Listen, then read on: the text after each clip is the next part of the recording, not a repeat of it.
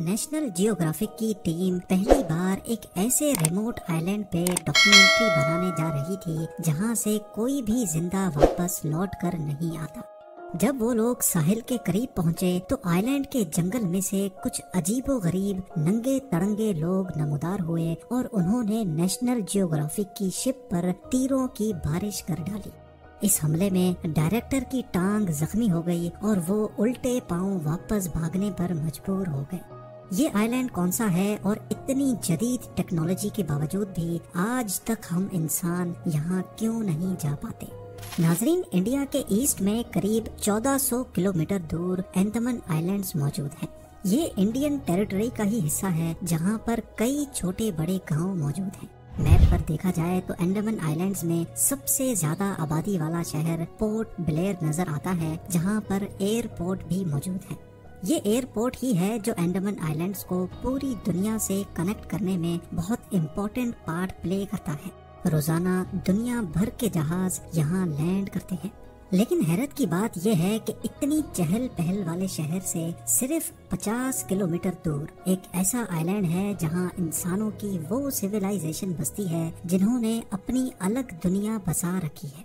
North sentinel island के नाम से पहचाना जाने वाला ये आइलैंड सिर्फ 50 स्क्वायर किलोमीटर बड़ा है, जिसको पूरी तरह से घने दरख्तों ने छुपा रखा है।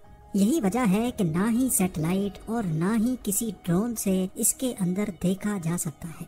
इस आइलैंड पर कौन सा कबीला रहता है और इसके अंदर ऐसा क्या राज छुपा है, ये आज तक कोई नहीं जान पाया।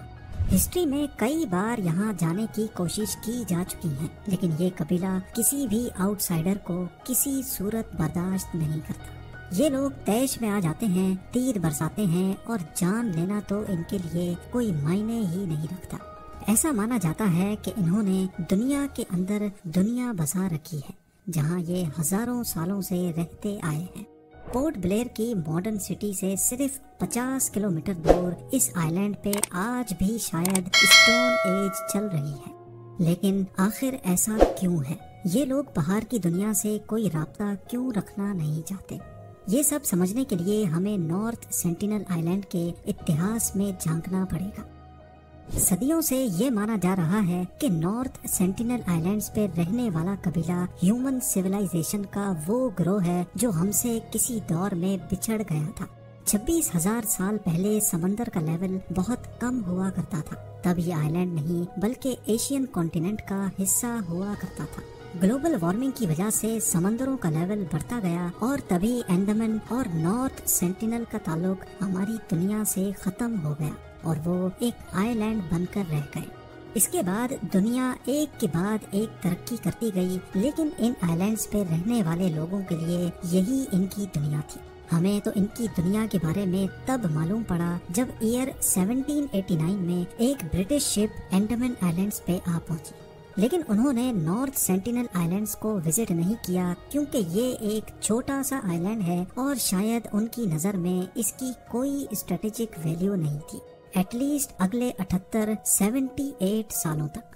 ईयर 1867 में जब इंडिया पर ब्रिटिश राज था, तब उनकी एक शिप इंडियन कोस्ट से अंडमान आइलैंड्स जा रही थी, तो रास्ते में नॉर्थ सेंटिनल आइलैंड्स के करीब वो खराब हो गई। इस शिप में 106 ब्रिटिश और इंडियंस मौजूद थे। उन्होंने समझा कि ये आइलैंड बयाबान है और यहाँ शायद कोई नहीं रहता, लेकिन उनकी ये सोच कुछ ही लम्हे में बदलने वाली थी। रेस्क्यू के इंतजार में इन्होंने कुछ दिन यहीं पर पनाह लेने का फैसला किया।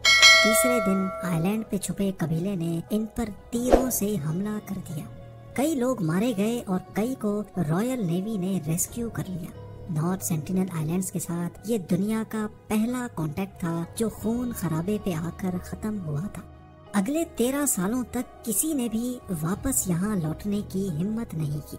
फिर ईयर 1880 में एक ब्रिटिश लॉर्ड को अंडमान आइलैंड्स का क्राउन एडमिनिस्ट्रेटर बनाकर भेजा गया।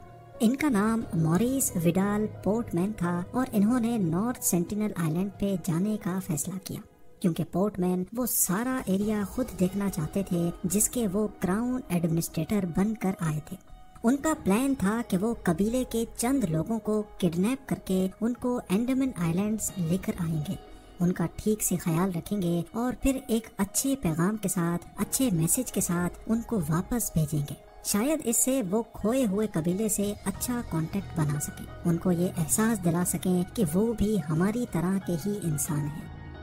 पोर्टमैन नॉर्थ सेंटिनल आइलैंड गए और कई दिन तक कबीले से छुपने में कामयाब रहे। फिर उनको यहाँ एक फैमिली नजर आई जिसमें एक कपल और उनके 4 बच्चे थे। पोर्टमैन ने उस फैमिली को किडनैप किया और उनको अंडमान आइलैंड्स पे लेकर आ गए।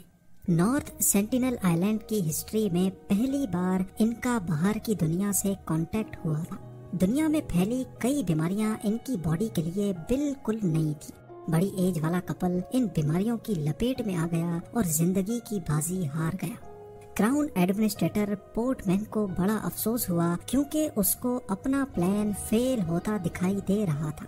उन्होंने 4 बच्चों को गिफ्ट्स दिए और उनको वापस नॉर्थ सेंटिनल आइलैंड्स भेज। अब ये भी पॉसिबल है कि लौटने वाले बच्चों ने कबीले के मजीद लोगों में बाहर का वायरस फैला दिया हो, जिससे वहाँ और भी लोग मारे गए हों।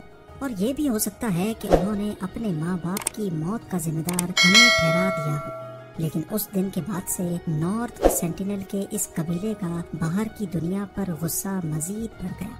अगली कई दहाइयों तक कोई गलती से भी नॉर्थ सेंटिनल आइलैंड जाता तो उसको कबीला मारकर उसकी लाश को साहिल पे ही लटका देता था, जो इस बात का सीधा साधा इशारा था कि हमारे पास आने की गलती भी मत करना। 1947 में जब इंडिया आजाद हुआ तो बंटवारे में अंडमान आइलैंड्स तक का सारा एरिया इंडिया के हिस्से में आ गया। यहाँ रहने और बसने वाले तमाम लोग अब इंडियंस कहलाए जाने लगे, जिसमें नॉर्थ सेंटिनल आइलैंड वाला कबीला भी शामिल था। बेशक इस कबीले को तो ये मालूम भी नहीं था कि इंडिया क्या है। इंडियन गवर्नमेंट ने फैसला किया कि इस नाराज कबीले से एक पीसफुल कांटेक्ट किया जाए। 1967 में एक इंडियन एंथ्रोपोलॉजिस्ट त्रिलोकनाथ पंडित ने ये काम अपने सर लिया। वो आइलैंड के गिर्द बोट में चक्कर काटते और गिफ्ट्स फेंकते जाते। वो और कुछ नहीं बल्कि सिर्फ इस कबीले का दिल जीतना चाहते थे। 1974 में नेशनल जियोग्राफिक ने आइलैंड पर एक डॉक्यूमेंट्री बनाना चाहिए जिसका नाम man in search of man रखा गया। इनकी टीम एक बड़ी बोट में सवार थी जिसमें सिक्योरिटी गार्ड्स, फिल्म क्रू और त्रिलोकनाथ पंडित भी शामिल थे। उनका ख्याल था कि वो आइलैंड के और ज्यादा करीब जाकर गिफ्ट्स रखेंगे जो लहरों पे तैरकर साहिल पे पहुंच जाएंगे। पहले वो कबीले का भरोसा जीतेंगे और फिर डॉक्यूमेंट्री की शूटिंग भी करेंगे। वो 3 दिनों तक गिफ्ट्स फेंकते रहे, लेकिन जब वो साहिल के करीब गए तो उनका प्लान बुरी तरह से फेल हो गया। कबीले के फाइटर्स ने उनके सामने गिफ्ट्स तोड़ दिए और तीरों की बारिश कर डाली, जिसमें से एक तीर सीधा डायरेक्टर की टांग पर आकर लगा। नेशनल जियोग्राफिक की टीम ने शूटिंग कैंसिल कर दी और उनके पास उल्टे पांव भागने के सिवा कोई ऑप्शन नहीं था। आइलैंड के अंदर की कुछ फुटेजेस वो दूर से ही रिकॉर्ड करने में कामयाब हुए थे और ये नॉर्थ सेंटिनल आइलैंड्स की पहली और आखिरी फुटेज है। लेकिन हेड एंथ्रोपोलॉजिस्ट पंडित यहाँ फिर भी आते रहते और कबीले को दूर से ही गिफ्ट्स देकर वापस चले जाते। कई सालों के बाद आखिरकार एक दिन वो कबीले से दोस्ताना कांटेक्ट बनाने में कामयाब हो गए। उन्होंने कई फोटोग्राफ्स भी कैप्चर की जिसमें कबीले के लोगों को गिफ्ट्स लेते भी देखा गया। पंडित ने अपनी जूनियर एंथ्रोपोलॉजिस्ट मधुमाला को भी इस मिशन पे लगा लिया, जिनको भी कबीले के साथ फ्रेंडली माहौल में देखा जा सकता है। कई सालों तक ये फ्रेंडली माहौल चलता रहा, लेकिन फिर 1981 में एक शिप आइलैंड पे आकर फंस गई। ये पनामा में रजिस्टर्ड MV प्रिमरोज शिप थी। इसमें 30 लोग सवार थे जो रेस्क्यू का वेट करने लगे। कई दिनों के बाद उन्होंने नोटिस किया कि 50 से ज्यादा लोग आइलैंड से निकलकर उनकी तरफ तीर फेंक रहे हैं। उन्होंने अपनी कंपनी से इमरजेंसी कांटेक्ट किया और हेलीकॉप्टर की मदद से उनको वहां से एयरलिफ्ट कर लिया गया। उनकी शिप आज भी नॉर्थ सेंटिनल आइलैंड के साहिल पे मौजूद है, जिसको गूगल अर्थ पे देखा जा सकता है। एक बात तो क्लियर है कि किसी भी रीजन की वजह से नॉर्थ सेंटिनल आइलैंड के लोग अगर किसी पे रहम दिल रहे हैं तो वो हैं त्रिलोकनाथ पंडित और उनकी जूनियर मधुमाला। लेकिन जब पंडित रिटायर हुए तो इंडियन गवर्नमेंट ने सेंटिनल आइलैंड के तमाम फ्यूचर विजिट्स कैंसिल कर दिए। और आइलैंड को सील कर दिया गया। तब से लेकर इसके गिर्द इंडियन नेवी की शिप्स पेट्रोल करती हैं। किसी को भी किसी भी वजह से यहाँ जाने की परमिशन नहीं है। लेकिन बात यहाँ खत्म नहीं हुई। 2006 में 2 मछेरे गलती से इस आइलैंड पे जा पहुँचे। उस एरिया में जो दूसरे मछेरे फिशिंग कर रहे थे, उन्होंने देखा कि कबीले के चंद लोगों ने दोनों मछेरों को उनकी आंखों के सामने मार डाला और उनकी बॉडीज को बीच के किनारे लटका दिया। इस वाक़ये के 12 सालों तक किसी ने भी नॉर्थ सेंटिनल आइलैंड पर जाने की हिम्मत नहीं की। लेकिन फिर 2018 में अमेरिका से ताल्लुक रखने वाले 26 साला जॉन एलन ने यहाँ छुप छुप कर जाने का फैसला किया। जॉन फ्लाइट पे अंडमान आइलैंड पहुँचे और कुछ मछेरों को रिश्वत देकर जबरदस्ती उनको नॉर्थ सेंटिनल आइलैंड जाने पर मजबूर किया। वो यहाँ एक अलग ही मिशन पे गए थे। उनका मिशन कबीले को क्रिश्चियन धर्म का मैसेज देना था। जैसे तैसे करके वो आइलैंड तो पहुँच गए, लेकिन बदकिस्मती से उनको भी मार दिया गया। जॉन समेत आज तक पता नहीं कितनी बॉडीज नॉर्थ सेंटिनल आइलैंड्स पर मौजूद हैं, जिनको वापस नहीं लाया जा सकता। इंडियन सरकार ने इस कबीले को खुली छूट दे रखी है कि वो जो चाहे अपने आइलैंड पर कर सकते हैं, और बाहर की दुनिया पर पाबंदी लगा रखी है कि वो इस आइलैंड के 10 किलोमीटर के रेडियस में भी नहीं जा सकते। नॉर्थ सेंटिनल आइलैंड दुनिया का वाहिद आइलैंड है जहाँ पर जाना मौत को गले लगाने जैसा है।